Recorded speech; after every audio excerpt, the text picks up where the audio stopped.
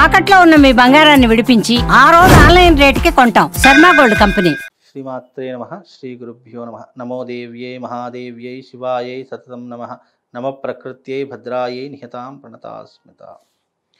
రాబోయేటటువంటిది 27వ తారీఖు రోజున ఈ యొక్క అమావాస్య ప్రారంభమవుతుంది. అమావాస్య అనేటటువంటి దానికి అర్థం ఏంటి అంటే చీకటి రోజు అని అర్థము. నెగిటివ్ ఇంపాక్ట్కి ప్రభావం చేసేటటువంటిది, నెగిటివ్ ఇంపాక్ట్కి భూమి మీద ఎక్కువగా ప్రభావం ఉండేటటువంటి రోజు అమావాస్య. అమావాస్య ఆదివారము అశ్విని నక్షత్రయుక్తంగా ప్రారంభం అవుతుంది. చాలా మట్టుకు ఆదివారం అమావాస్య వచ్చింది అంటే గనక ఇవి భూతగణాలకు అలాగే నెగిటివ్ ఇంపాక్ట్కి చాలా రకాలుగా విజృంభించేటటువంటి రోజు, అంటే తీవ్ర స్థాయికి చేరుకునేటటువంటి రోజు ఈ అమావాస్య అని చెప్పుకోవచ్చు.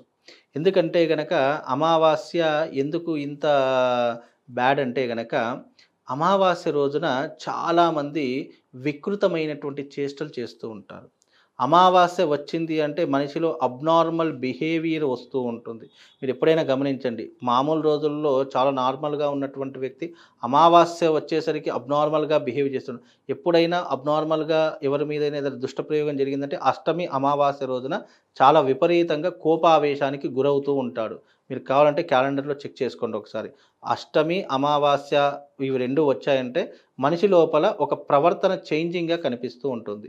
దీనికి కారణం ఏంటి అంటే అతని మీద ఏదైనా దుష్టప్రయోగం జరిగింది, లేదు ఏదైనా రోడ్డు మీద పెట్టినటువంటి దాటాడు అనేటటువంటి దానికి సంకేతాలు ఇవి రెండూ కూడా ఉంటూ ఉంటాయి. కాబట్టి అమావాస్య అంటే ఎందుకు ఇంత ఇబ్బందులు వస్తాయి అంటే గనక అమావాస్య అనేటటువంటి నెగిటివ్ ఇంపాక్ట్ని ఎక్కువగా భూమి మీద ప్రసరింపజేస్తూ ఉంటుంది.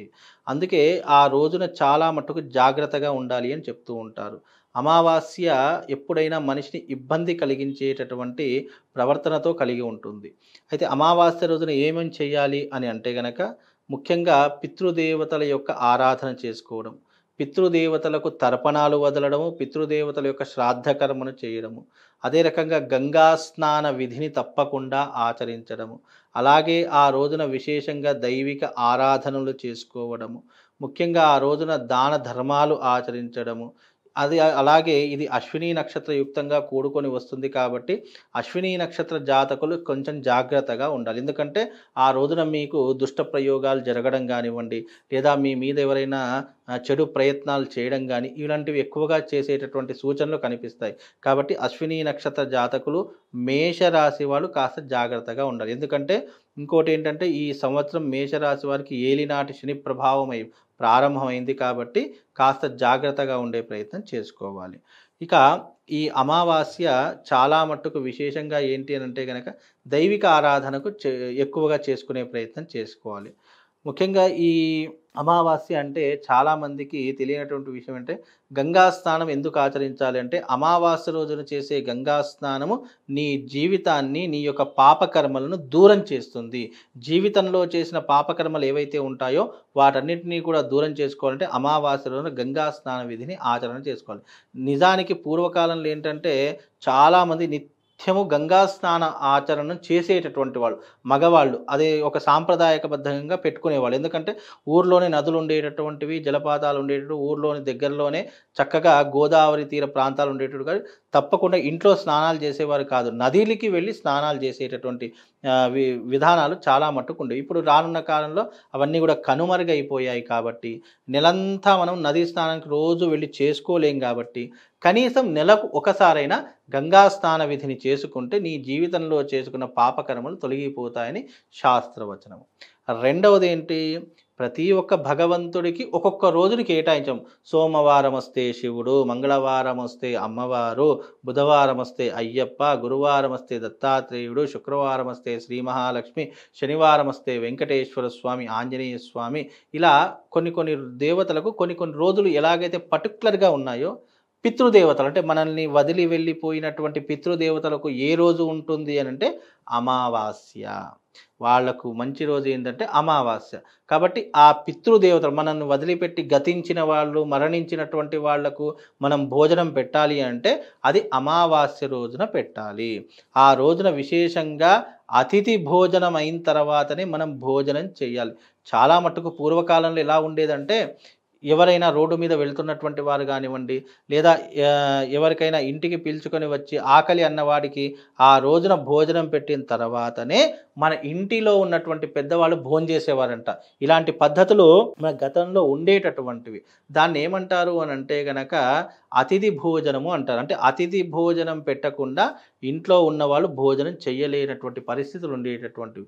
అవన్నీ కూడా కనుమరుగైపోయాయి కాబట్టి మనం రోజు అందరినీ పిలుచుకొని వచ్చి భోజనం పెట్టలేం కాబట్టి కనీసం నెలకు ఒకసారైనా, ఇప్పుడు అమావాస్య అంటే నెలకు ఒకేసారి వస్తుంది, ఆ ఒక్క రోజైనా సరే అతిథి భోజనం పెట్టి ఆ రోజున ఇంటి యజమాని భోజనం చేస్తే దాని యొక్క పుణ్య ఫలితం 1000 యాగాలు చేసిన పుణ్య ఫలితం దక్కుతుంది.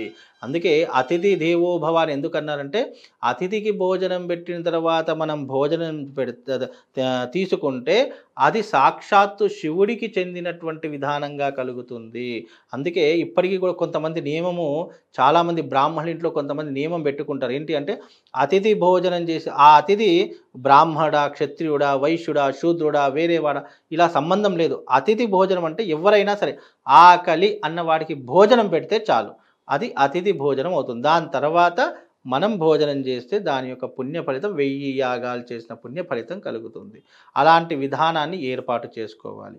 ఆ తర్వాత ముఖ్యంగా విశేషంగా అర్ఘ్యం, పెద్దవాళ్లకు అర్ఘ్యం వదలాలి. అర్ఘ్యం అంటే ఏంటి? చేతిలో నువ్వులు వేసుకొని ఎవరైతే మరణించినటువంటి వారు ఉంటారో వాళ్ళ మన గోత్రము వాళ్ళ పేరు చెప్పుకొని వాళ్లకు అర్ఘ్యం వదలడము. అంటే చేతిలో నువ్వులు నీళ్లు పోసుకొని వాళ్ళ పేరు చెప్పి అర్ఘ్యం వదిలితే వారు ఎక్కడున్నా కూడా మనం వదిలినటువంటి అర్ఘ్యపు నీళ్లు వాళ్లకు చెందుతాయి. అందుకే అమావాస్య రోజున పెద్దవాళ్లను స్మరణ చేసుకోవడము, పెద్దవాళ్ళని పూజించడము, పెద్దవాళ్లకు నైవేద్యం పెట్టడం అనేటటువంటిది మనం ఆచారంగా తప్పకుండా పెట్టుకోవాలి. ఈ రకంగా పెట్టుకుంటే ఆ పెద్దవాళ్ళ యొక్క అనుగ్రహం మనకు కలుగుతుంది. అలాగే జాతకం ఏదైనా పితృదోషాలున్నా, స్త్రీ శాపాలున్నా, లేదు అని అంటే కనుక మనకు జీవితంలో ఏదైనా ఇబ్బందులున్నా అవన్నీ కూడా తొలగిపోవడానికి ఇది ఒక ఆధారంలా నిలుస్తుంది. ఎందుకు అని అంటే కనుక మనము నిత్య జీవితంలో కొన్ని కర్మలు చేయడం ద్వారా మనం కొన్ని పాపాలను దూరం చేసుకోవచ్చు. మనం కొన్ని పాపాలను దూరం చేసుకోవడం ద్వారా విశేషమైనటువంటి పుణ్య ఫలితంతో మనకు పితృదోషం వల్ల కొన్ని జీవితాల్లో సంతానం కలగదు. వాళ్ళ ఇంట్లో అంటే సంతానం కలగదు అంటే మగ సంతానం లేకపోవడం కూడా ఒక విధమైనటువంటి వంశనాశనానికి దారి తీస్తుంది. ఎందుకంటే ఈ వంశం అభివృద్ధి కావాలంటే మగ సంతానమే కావాలి. ఇంట్లో మగ సంతానం లేదు అంటే అది పితృదోషం వల్లనే కలుగుతుంది. కనుక అలాంటివి ఏదన్నా ఉన్నా కూడా ఇలాంటి కొన్ని కర్మలు చేయడం ద్వారా మీ జీవితాన్ని ఉద్ధరింపజేయడానికి మీ ఇంట్లో ఒక మగ సంతానం అనేటటువంటిది కలుగుతుంది. కాబట్టి అందుకే అమావాస్య రోజున ఇలాంటి ప్రయత్నాలు చేసుకోవాలి. చాలా మట్టుకు చాలామంది ఫోన్లు చేస్తుంటారు, గురువుగారు మా అబ్బాయికి ఈ మధ్యకాలంలో చాలా అబ్నార్మల్గా బిహేవ్ చేస్తున్నాడండి, చీకట్లో కూర్చుంటున్నాడు, ఎప్పుడు గోళ్ళు కొరుక్కుంటున్నాడు, ఎప్పుడు కూడా తనలో తానే మాట్లాడుకుంటున్నాడు, ఇవన్నీ కూడా జరుగుతాయి. ఇవన్నీ ఎప్పుడు కనిపిస్తాయో తెలుసా? మనిషికి అమావాస్య, అష్టమి తిథులలో ఇవన్నీ కూడా మనిషి నుంచి మనకు బయట కనిపిస్తాయి. ఇలా కనిపించినప్పుడు ఆ వ్యక్తి ఏదైనా దాటకూడని దాటడం కానీ, చేయకూడనటువంటి పని చేయడం కానీ, లేదా శ్మశానంలో ఏదైనా బూడిద తన మీద పడడం కానీ, లేదు ఎవరైనా తినేటటువంటి పదార్థాల్లో ఏదైనా కలిపినా కానీ ఇలా అబ్నార్మల్గా బిహేవ్ చేస్తారు. అలాంటివి ఎప్పుడు చేస్తారు అంటే ఈ అమావాస్య రోజునే చేస్తారు. అందుకే అమావాస్య చాలా నెగిటివ్ ఇంపాక్ట్ని స్ప్రెడ్ చేసేస్తూ ఉంటుంది. కాబట్టి అందుకే తినేటప్పుడు బయట తిరిగేటప్పుడు చాలా జాగ్రత్తగా ఉండాలి. అందుకే పూర్వకాలంలో అమావాస్య వచ్చిందంటే సాయంకాలం అయిందంటే బయటకు వెళ్ళేటటువంటి వారు కాదు. ఇప్పుడు ఏంటంటే కాలం మారింది, టెక్నాలజీ పెరిగింది. ఇప్పుడంటే బయటకు వెళ్ళకపోతే పరిస్థితులు వేరే రకంగా ఉన్నాయి. కాబట్టి ఈ మధ్యకాలం చాలామంది తిరుగుతున్నారు. కాబట్టి జాగ్రత్తగా ఉండే ప్రయత్నం చేసుకోండి. ఇది అమావాస్య యొక్క ప్రాధాన్యత. శ్రీమాత్రే నమః. శ్రీ గురుభ్యో నమః.